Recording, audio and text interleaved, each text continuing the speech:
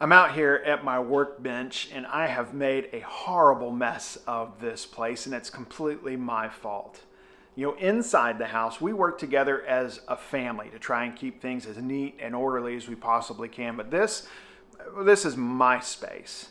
And after project after project, I come in tired and I just set the supplies on the workbench thinking, I'll get to that eventually. I don't. Then I get lazy and I pile more stuff on top of that stuff until I'm left with a big mess. Well, this week, I've hit my breaking point. I'm ready to get things cleaned up. I'm ready to get things back in order, and it's going to feel good.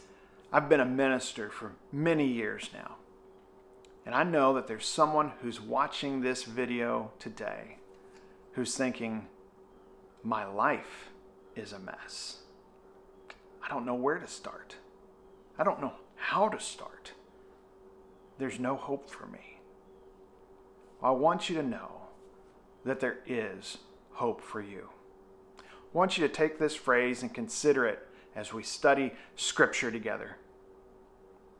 God can turn my mess into His message. God can turn my mess into His message. In the book of Exodus, we read about Moses, real person, real events recorded there for us to learn from.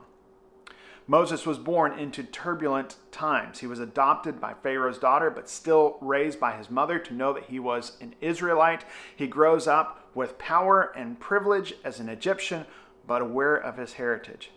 And then one day, as an adult, all of that comes to a head. He sees an Egyptian slave master beating an Israelite slave, and he snaps. He kills the Egyptian slave master, and he has to flee for his life.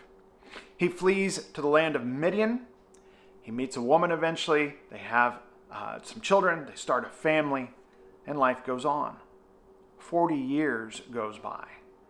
And then in Exodus 3, we see that God comes to Moses in a burning bush. God had a plan, a mission for Moses. And what does Moses start doing? He starts making excuses. I can't do this. No one knows who I am. I can't speak well. Well, God quickly puts an end to those excuses and reminds Moses time and time again, I'm the God of Abraham, Isaac, and Jacob. All great men of God, but also men who each in their own ways really messed things up too. I can use you, Moses.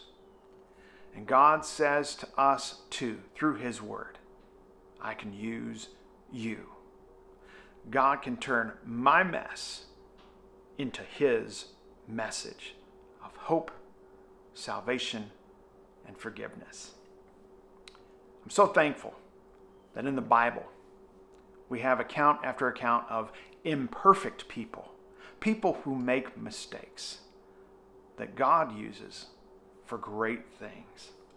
It gives me hope.